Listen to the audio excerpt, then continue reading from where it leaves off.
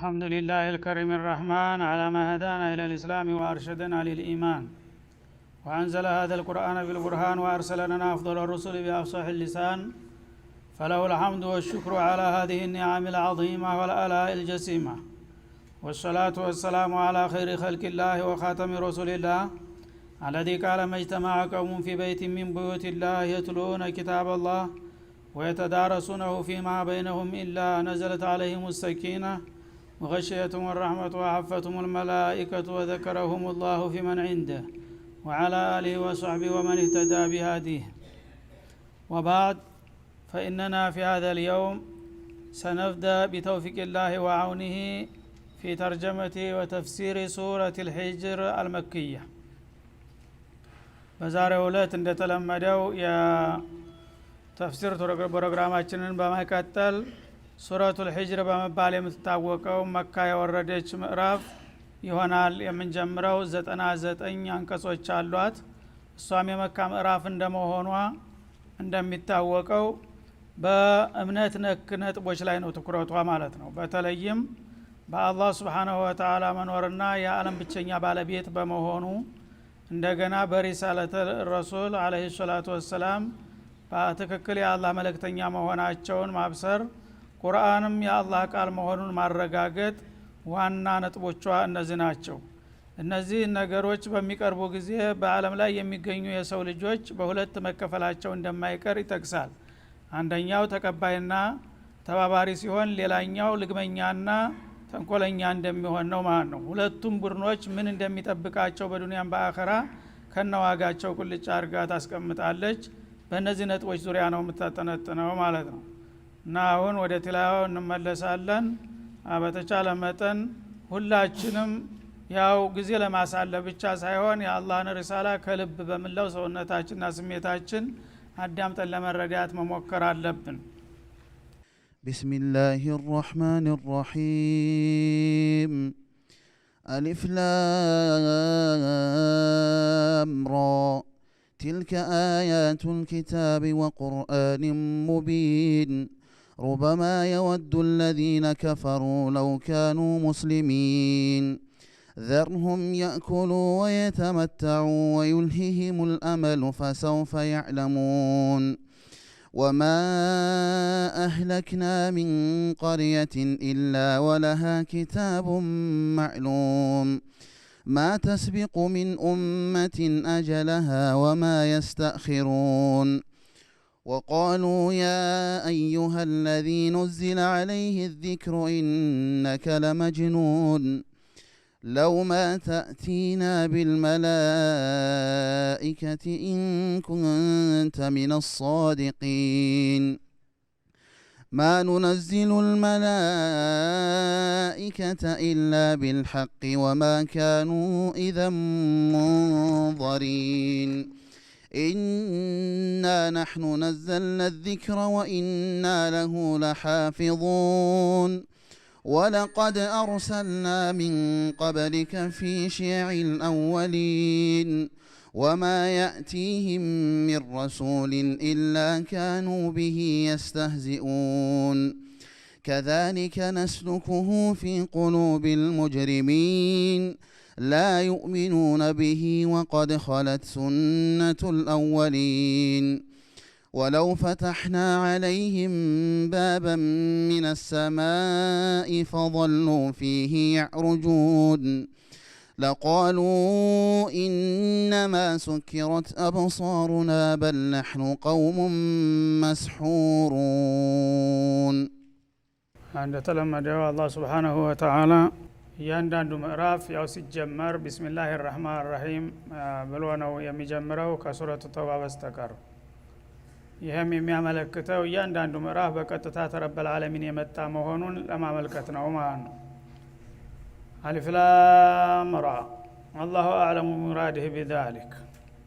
ታሁን ቀደም በተደጋጋሚ እንዳልነው ይሄና ይሄን የመሰሉ ምህጻረ ቃላቶች የምዕራፍ መካፈቻ ቃላት አላህ Subhanahu Wa Ta'ala እንጂ ማንም ትክክለኛ ትርጉሙን የሚያውቅ የለም ብሎ ዝም ብሎ ማለፉ የተመረጠ ነው ማለት ነው። አንዳንዶች እንኳን ለመፈሰር ቢሞክሩም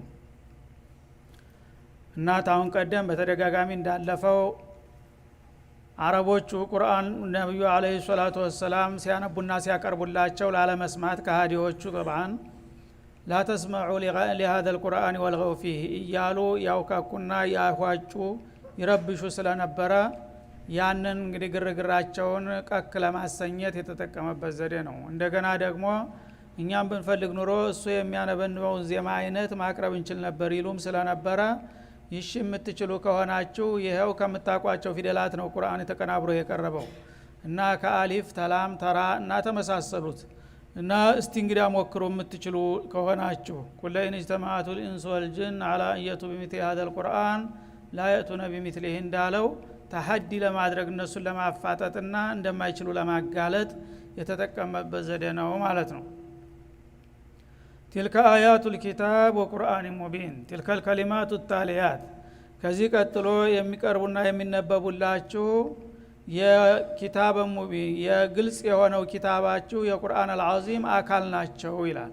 እንግዲህ ቁርአን የሚባለው በጥቅሉ ከፋቲሃ እስከ ሱረቱ ናስ ያለው ነው እና በእያንዳንዱ ሱራ ውስጥ ያሉት ደግሞ አያቶች ይባላሉ፣ ንዑሳን ቃላቶች ማለት ነው። እነዚህ ቃላቶች በቁርአን ውስጥ በመጡ ቁጥር ቀደም ሲል የወረደውን የቁርአን ክፍል እያሳደጉና እየጨመሩ የሚሄዱ አንቀጾች ናቸው ማለት ነው። እና ቁርአን ውስጥ ሌላ ሰው ሰራሽ ነገር ወይም የፍጡር ቃል የሆነ ነገር ቅንጣት የሌለበት መሆኑን ያመለክታል። እያንዳንዱ ሱራ ከአላህ በቀጥታ የመጣና የወረደ መሆኑን እያረጋገጠ ነው የሚመጣው ማለት ነው። አሁን ቀደም ባለፉት ኩቱቦች በአህለል ኪታቦች ለምሳሌ በይሁዶችም ሆነ በነሷራዎች በሌሎችም ኪታቦች መጽሐፍ ቅዱስ ይባላል። ግን መጽሐፍ ቅዱስ ማለት በቀጥታ ተጌታ የወረደ የሰው እጅ ያልገባበት ማለት ነው ቃሉ። ግን እንደዛ አይደለም፣ እንደ ስሙ አይደለም ሌላው ማለት ነው። የተለያዩ ነገር ሰው ሰራሽ ነገሮች የገሌ ደብዳቤ የገሌ እንትና እየተባለ የማአት የሰው ቃል በውስጡ ታጭቆበት ነው ያለው። ያ ከሆነ ደግሞ ሰው ሁልጊዜ በሚናገረውና በሚሰራው ነገር ለስተት የተጋለጠ ነው። ሁሉም ሰው ተተናገረ ያ የተናገረው ሁሉ መልካም ትክክል ነገር እንደሚኖር ስተት ነገርም ይኖራል። ያ ስተት እንግዲህ ሰው ሰራሽ ነገር ያለበትን ነገር ቅዱስ ማለት አግባብ አይሆንም ማለት ነው። ቁርአን ግን ከዛ የጸዳ መሆኑን ያረጋግጥልናል። تلك آيات الكتاب وقرآن مبين እና በዚህ ሱራ ውስጥም እንደተለመደው የሚቀርቡላቸው አንቀጾች እያንዳንዱ አንቀጽ የኪታቡ ያጠቃላይ የቁርአን አካል ናቸው ይላል። እና ወቁርአን ሙቢን ማለት ወኪታቢን መቅሩኢን ሊዩበይን الحق من الباطل والخير من الشر والكفر من الإيمان እና መልካምን ተመጥፈው እምነትን ተክህደት ጠቃሚውን ተጎጅ የሚያበጥረውና የሚያብራራ የሆነው ኪታባችሁ ተጨማሪ አንቀጽ ነው በዚህም ምዕራፍ የሚቀርብላችሁ ይላል ማለት ነው። እና በዚህ መልክ እንግዲህ ቁርአንን ራሱን በራሱ እያስተዋወቀ ነው ማለት ነው። ቁርአን ተየት እንደመጣ ለምን እንደመጣ ምን አይነት መጽሐፍ እንደሆነ ምንም እንከንና ጉድለትና ድክመት የሌለበት መሆኑን እየገለጸ ነው ማለት ነው። ቁርአንን ሙቢን ማለት الذي يبين الحق ሐቅን የሚያብራራ የሆነ ኪታብ ነው። አላህ Subhanahu Wa Ta'ala እንግዲህ ልቡን ንጹህ ላደረገለት ሰው ለመቀበል ፈቃደኛ ለሆነ በቁርአንስ በቂና ገንቢ የሆነ መመሪያ ይገኛል ማለት ነው። ልግመኞች ከሆኑ ግን ላለመቀበል ከፈለጉ የፈለገው ያህል አንድ ነገር ጥሩ ቢሆን ሰው አልቀበልም ካለ ምንም ማድረግ አይቻልም የለገመን ሰው ማለት ነው። ሩበማ የወዱ الذين كفروا لو كانوا مسلمين እነዛ ከሃዲ የሆኑት ክፍሎች ይላል አላህ Subhanahu Wa Ta'ala ቁርአንን ላለመቀበልና ነብዩ ላለመከተል አቋም የያዙ የሆኑት ከሃዲዎቹ ሩበማ የወዱ الذين كفروا لو كانوا مسلمين ምናልባት ዛሬ እውነት ስላልመሰላቸውና ስላልተዋጠላቸው ቁርአንን ቸል ቢሉትም ከለታት አንድ ቀን ቢያንስ አንድ ቀን ሙስሊም መሆናቸው መመኘታቸው አይቀርም ይላል አላህ Subhanahu Wa Ta'ala ቢያንስ አንድ ቀን ሙስሊም መሆኑን ሳይመኛት አይቀርም ዛሬ ቁርአን አልቀበልም ያለ ሁሉ ይላል። መቼ ነው? የውመል ቂያማ ማለት ነው። የውመል ቂያማ በሚሆን ጊዜ እውነቱና ውሸቱ ይፋ አደባባይ ወጥቶ ቁልጭ ሲል አልነሳም ያለውል በግዱ ተነስቶ ሲያገኘው ሲራጥ የለም የሚለውን ሲራጥ እዛ ተገትራ ሲያያት ጀሃነምም ጨለማ መስላ ተኝታ ሲያያት እንደገና ጀነትም ሸብርቃ አምራ ተውባ ለባለቤቶቿ ስትቀርብ ሲያይ የዛ ጊዜ እንግዲህ ሰው ሙስሊም በሆንኩ ብሎ የማይመኝ ማንም ሰው አይኖርም ማለት ነው። ዛሬ ግን የሚባለው ነገር ሁሉ በቃል ነው።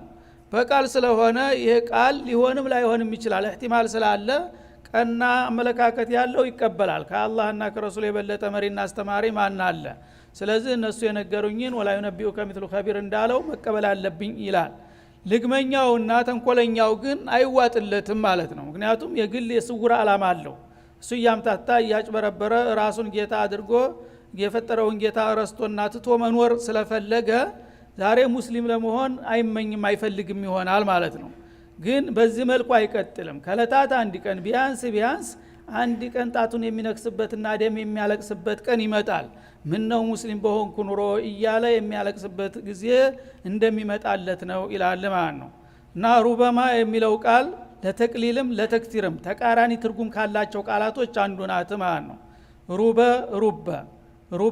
ሩበማ አራት የተለያዩ ቃላቶች አሏት በረባታዋ ማለት ነው እና አንዳንድ ጊዜ ለከስራ ይመጣል አንዳንድ ጊዜ ለቂላ ይመጣል ሩበማ ያለው መጀመሪያ ቅድም እንዳልኩት ቀለማ የተመነል ኩፋሩ አን የኩኑ ሙስሊሚን ሙስሊሞች ዛሬ እንኳን እድሜ ልካቸውን እነዚህ ካፊሮቹ እድሜ ልካቸውን እንኳን ኩፍርን ቢመርጡና ከእስላም ቢርቁ በመጨረሻ እውነቱ ሲገለጥላቸው እኔ ሙስሊም በሆንኩ ኑሮ ብለው የሚመኙባት ጊዜ ትመጣለች በሚልበት ጊዜ በቂላ ተፈሰረ ማለት ነው አንዳንዶቹ በተቃራኒው ከሱረማ የተመና መመኘታቸው ይበዛል ዛሬ በዱንያ እድሜያቸው በ70-80 ዓመት ነው ክደው የሚኖሩት ግን ተሞት በኋላ ልክ ተሞት ጀምረው በዓለም አልበርዘኽ እንደገና የውመል ቂያማ በዕስ ሲሆን ከዛም በኋላ ጀሃነም ሲኖሩ አበደል አቢዲን ሁል ጊዜ ተቅጣቱ ፋታ ባገኙ ቁጥር ትዝ ባላቸው ቁጥር ሙስሊም በሆንኩ ኑሮ እያሉ ራሳቸውን መርገምና መኮነናቸው አይቀርም ማለት ነው ስለዚህ በሁለቱም ማዕና ያሰዳል ማለት ነው ቀለማ የተመነውን አው ከቱረማ የተመነውን ያንሳል የምንለው ዛሬ ባለው በእድሜያቸው አንጻር ሲታይ መጨረሻ ላይ ሞት ሲደርስ የተባለው ሁሉ ነገር ይፋ መሆኑን ሲያውቁት በዛች ባለቀች ደቂቃ ሙስሊም በሆንኩ ብለው ይመኛሉ ማለት ነው በሁለተኛው ከሆነ ግን አኺራ በሙሉ ሐቃይቁ ስለሚገለጥ በአኺራ ዓለም እድሜ ልካቸውን ሁሉ ጊዜ ሙስሊም በሆን እያሉ ሲመኙና ሲያለቅሱ ይኖራሉ ግን ያ ነገር ሊሳካ አይችልም ጊዜው አልቋልና ማለት ነው እና ሩበማ ቀለማ የወድል ካፊሩና ለው ካኑ ሙስሊሚን ዛሬ ካፊር የነበሩት ሁሉ ዛሬ እንኳን ኢስላምን እንዳላስፈላጊ አድርገው ቢተውትና ቢዘነጉት ነገ ሙስሊም በሆን ብለው የሚመኙበት ጊዜ እንደሚመጣላቸው ነውና ያ ከመሆኑ በፊት ይልቁንስ ይህን ጊዜ እውነቱን ቢቀበሉ ይሻላቸዋል ይላል ማለት ነው ዘርሁም የኩሉ ወየተመተዑ እና ነገሩ እንደዚህ ሆኖ እያለ እውነቱ በዚህ መልክ ተተገለጠላቸው በኋላ አሁንም ጆሮ ዳባ ልበስ ብለው ሊደናቆሩ የሚፈልጉ ካሉ እነዚህ ከእንስሳት የተለዩ አይደሉምና አላማቸው መብላት መጠጣት ለጊዜው መደሳት ስለሆነ ዘርሁም ያ ረሱላና እነሱ ጋር ተጨቃጨቅ ተዋቸው ይላል ዘርሁም ማለት ትሩኩም አላማ ካኑ አለይ እንግዲህ አንተ ሪሳላህን ነግረሃል አስጠንቅቀሃል መክረሃል እምቢ ካለ ምናጫ አዳረቀህ አንተ ይና አለይከ ኢለል በላግ መልእክት ማድረስ ብቻ ነውና ያለብህ ታውን በኋላ ዝም በለው ለራሱ የሚበጀውን የማይቀበል ከሆነ ዋጋውን ያገኛል ማለት ነው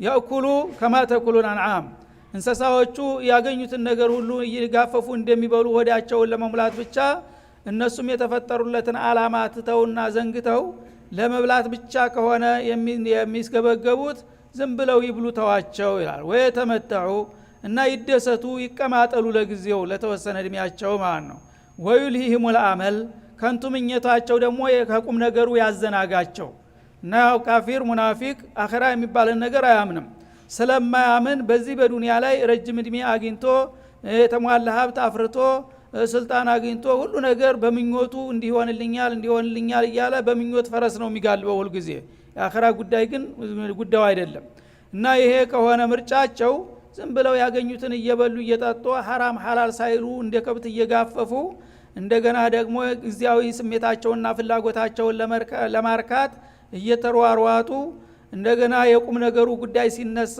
እሱን ላለመስማት ጆሮአቸውን ዘግተው በምኞት ዝም ብለው የሚጋልቡ ካሉ ፈሰውፈ ያዕለሙን ማ ينتظرهم ወደፊት የሚጠብቃቸውን ነገር ያገኙታል ለያዛ ጊዜ ያውቁታልና ይረዱታል ይላል ማለት ነው ስለዚህ ከባድ ዛቻ ነው ማለት ነው ንገረው እምቢ ካለ ያው እንድሉ ይመክረዋል እንደሚባለው እምቢ ካሉ ዝም በላቸው ተዋቸው ይብሉ ይጠጡ ለጊዜው ይሞከቱ ተደለቡ በኋላ የጀሃነም ሲሳይ ይሆናሉ ራሳቸው በልተው ይበላሉ ማለቱ ነው ያ እንዳይሆን እንግዲህ ልብ ያለው ከወዲሁ ልብ ማለት አለበት። አለበለዚያ ግን መልእክተኛ ተነገረ በኋላ ከዛው ምንም ጭቅጭቅ አያስፈልግም። ዋጣ ዛሬ በቃል የተነገረውን ነገ በተግባር ጌታ ያሳያል ታገኘዋለህ ውጤቱን ብለህ መተው ነው ያለብህ ማለት ነው። ስለዚህ የዳዕዋ ስልትን ያስተምረናል እግር መንገዱን ማለት ነው። ማንኛውም ሰው እንኳን ሌላው ቀርቶ ነብዩ እንኳን ቢሆኑ አንድ ሰው በግድ በጭቅጭቅ ወይም በጦንቻ ማሳመን የለባቸውም ማለት ነው። እና ትነግረዋለህ ወገኔ እባክህን ለራሴ የምወደውን ነገር እወድልሃለሁ፣ መጥፎ ነገር እንዲደርስብህ አልፈልግም፣ ይሄንን እምነት ብትቀበል ይጠቅምሃል፣ ካልሆነ ግን ችግር አሳር መከራ ይጠብቅሃል ብለህ ንገረው። እምቢ ዘወር በል አንተ ምን አገባህ የሚል ካለ ተወው ዝም በለው፣ እዛው ያገኘዋል ውጤቱን ይላል አላህ Subhanahu Wa Ta'ala። እና ዘሩም የኩሉ የተመጣው የሚለው የዛቻ ቃል ነው ማለት ነው። ለመፍቀድ እንደፈለጉ ዝም ብለው ልቅ ሆኑ አፉ ብያቸዋለሁ ማለት እንዳይመስላቸው ማለት ነው። ያው ተይዞልሃል እምቢታል ዋጋህን ታገኛለህ በማለት ዛቻ ነው የሰነዘረው ማለት ነው። ወማ አለክና ሚን ቀርየቲን ኢላ ወለሃ ኪታቡን ማዕሉም።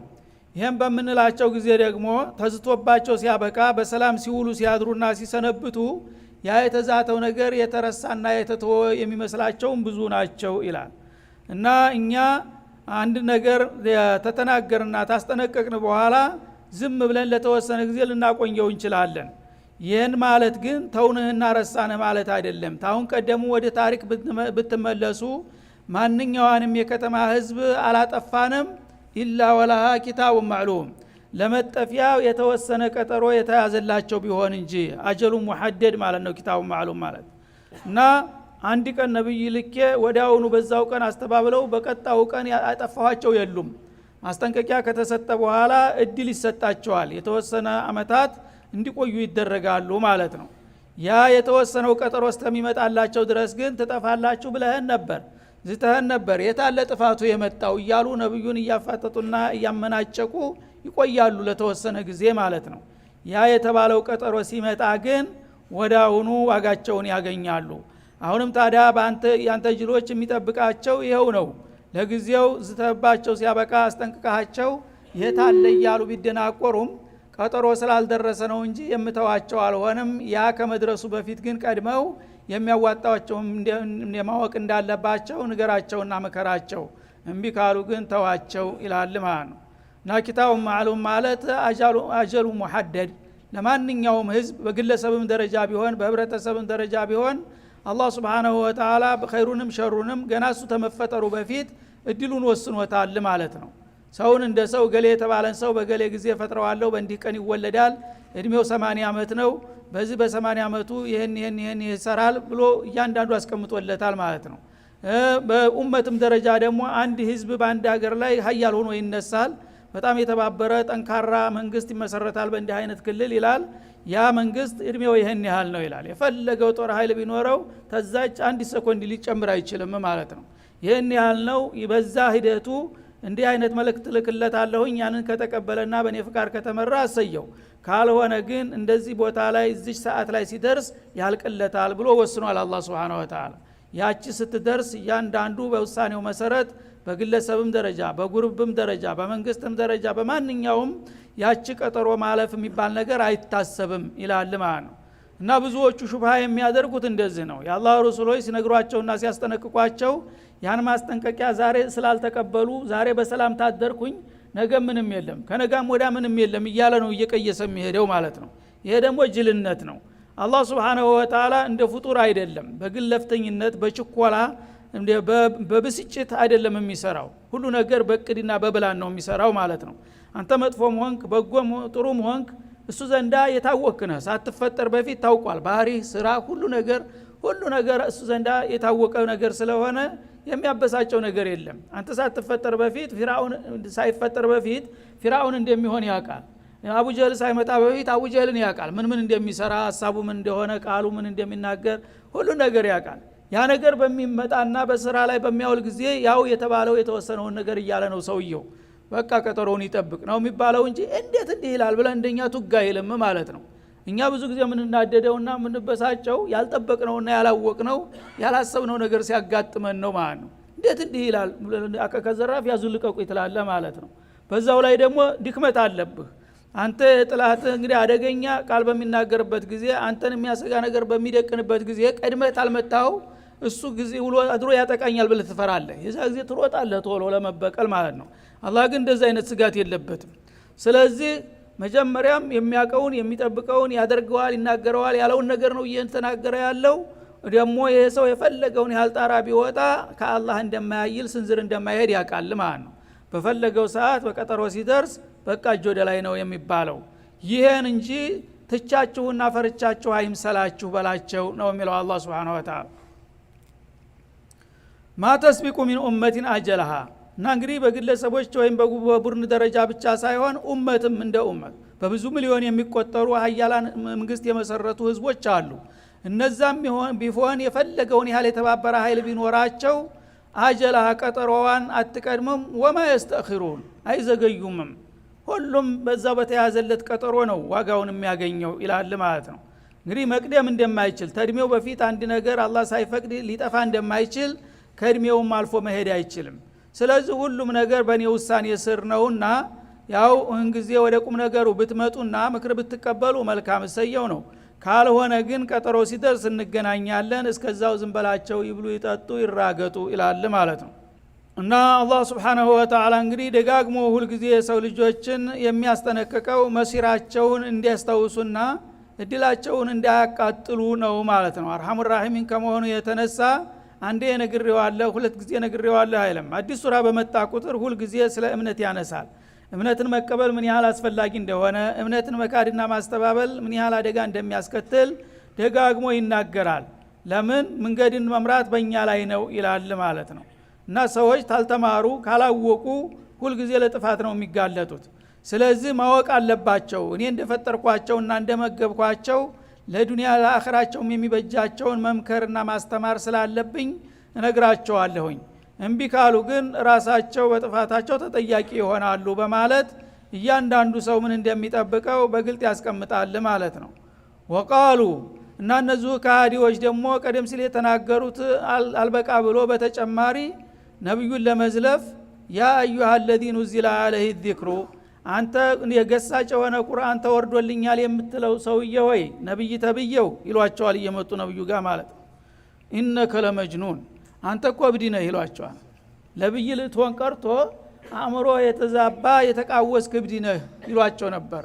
ያላህ ህልም እንግዲህ አሽረፈል ሙርሰሊን ወሰይደል አወሊን ወልአኺሪን የሆኑትን ሰውዬ አላህ እንኳን በስማቸው ብዙ ጊዜ አይጠራቸውም። ያ አዩሃ ረሱል፣ ያ አዩሃ ነብይ፣ ያ አዩሃ ሙዘሚል፣ ያ አዩሃ ሙደሲር በማዕረግ ስም ነው ሁሉ ጊዜ የሚጠራቸው ኻሊቀ ሰማዋት ወልአርድ። እነሱ ግን እንደ አንድ ተራ ዱርዬ ሰው መጥተው ያ አዩሃ الذي نزل عليه الذكر انك لمجنون አንተ ቁርአን ተወርዶልኛል ትላለህ እንጂ ተማን በልተህ ነው? አንተ እንዳውም እብድ ነህ፣ ጤናማ የተስተካከለ አእምሮ እንኳን ያለህ አይደለም፣ ቀውስ ነህ እኮ ይሏቸዋል። ለማናደድ መተው ማለት ነው። እና ይሄን እንደሚሉ አውቃለሁኝ ይላል አላህ Subhanahu Wa Ta'ala። ተዋቸው አፍ ውስጥ የሚደክመው ድረስ ይለፍለፍ። እሱ እብድ ስላለ አንተ እብድ አትሆንም፣ ግን ራሱን ነው የሚያጠፋው ይላል ማለት ነው። እና ያ አዩሃ الذي نزل عليه الذكر ማለት ቁርአን በሳቸው ላይ መወረዱን አምነዋል እንደዚህ የሚሉት የሚል ጥያቄ ያስነሳል። ፊዛዕሚ ከማለታቸው ነው። አንተ ቁርአን ተወርዶልኛል የምትለው ሰውዬ እንዳንተ አባባል ማለታቸው ነው እንጂ አይቀበሉም ቁርአን መወረዱንም ማለት ነው። እና በመካ በሁዴይቢያ በ6ኛው አመት ዑምራ ሊያረጉ ሄዱ 1500 አካባቢ ሱሐቢ ያስከትለው ወይም 400 እዛ እናስገባም አሉ። በሚያስገቡ ጊዜ ድርድር ጀመሩ። ድርድር በሚያደርጉበት ጊዜ ሱሃይል የሚባል የአገር ሽማግሌ መርጠው ላኩላቸው። እሱ እንዳውም ስሙን ተፋውል አድርገው ሱሃይል ተመጣ ነገሩ ይገራል ኸይር ነው ያሉ ሲመጡ እሱ ማክራሪ ሆኖ ተገኘ ማለት ነው። ኋላ ያው ቃላቶችን ተስማሙና የድርድር ቃላቶችን በጽሁፍ አስፈረን እንፈራረም በሚሉበት ጊዜ እክቱብ هذا ما وافق عليه محمد رسول الله مع قريش አሉ ረሱል ኢምላ አረጉ ለጸሐፊያቸው። እንግዲህ ነተዚህ አንድ እስከንትን ድረስ የተተረዘሩት ነጥቦች ሁለታችን ተስማምተንባቸዋል እና ይሄ እኔ በበኩሌ የአላህ መልእክተኛ ቁረይሾች ጋራ የተስማማሁባቸው ቃላቶች ናቸው ብለ ጻፍ ሲሏቸው ለአልይ ያንን ቃል ጻፉ። በሚጽፉ ጊዜ ያ ሱሃይል የተባለ ሰውዬ ይሄንን ቃልም አልቀበልም አለ። እኔ በምፈርምበት ደብዳቤ ላይ ሙሐመድ ረሱላህ የሚል ቃል አይጻፍበትም አለ። እክቱብ ቢስሚከ አላሁም የነሱ ልማዳቸው እንደዚህ ነበር። ቢስሚከ አላሁም ብለህ ትጽፍ ከሆነ እሺ ዋና ለው ዓሊምና አነከ ረሱሉላህ ለማ ሰደድናክ ያላህ መልእክተኛ መሆንን ብናምን ማኖሮ መጀመሪያውንስ ተካዕባ መችን ከለክለህ ነበረ ይሄ በደብዳቤያችን የተፈረምኩበት እንደተቀበልን ሪሳላ እንደተቀበልን ስለሚተረጎምብን አይሆንም ማለት ነው ስለዚህ አሁንም እንግዲህ ኑዚላ አለይሂ ዚክሩ ማለታቸው ቁርአን ተወርዶልኛል ትላለህና ይሄን የምትለው ሰውዬ እኛ እንኳን ባንቀበለው ማለታቸው ነው ኢነከ ለመጅኑን ፈድረን አን አንተ ኩነ ሰይደል ሙርሰሊን ወሰይደል አወሊን ወልአኺሪን የነብያት ሁሉ አለቃና መደምደሚያ መሆን ይቅርና በመሰረቱ ኪታብ የተወረደልህ መሆኑን እኛ አንቀበልም እንግዲያውስ እንደውም ጤናማ ኖርማል ሰውም አይደለህም አንድ ጭምትና የሐሳቢ ሰው ክብር አለው በህብረተሰቡ መካከል አንተ እንደውም አእምሮ የተነካ የተቃወስክ ሰው ነህ ምንም ቦታ የለህም ይሏቸዋል መተው ማለት ነው ይሄን ሁሉ ያወቀና እየሰማ ግን አላህ ዝምበል ቀጠሮውን ጠብቅ ዝምብለህ ይላቸዋል ማለት ነው እና ደግሞ ያባባላቸው እውነት እንዲመስልላቸው በቃለ መሃል ላይ አክዱታል ኢነከ ለመጅኑን መጀመሪያ በኢነ እንደገና ደግሞ በላ መልቀሰም ማለት ነው ስለዚህ እንግዲህ አላህ Subhanahu Wa Ta'ala ነብዩ አለይሂ ሰላቱ ወሰለም ምን ያህል እንግዲህ ፍጥጫ ይደርስባቸው እንደነበረ ገልጦ ይሄን ሁሉ አውቃለሁ ያለሁኝና ቀጠሮ እስከሚደርስ ነው የምጠብቀው ዘንበላቸው በማለት ያው ነዛተ እንዳለው ማደረገ ማለት ነው ወሰለላሁ ዐለይሂ ወሰለም ነብዩ ወኢላ ሊቃኢና አኸር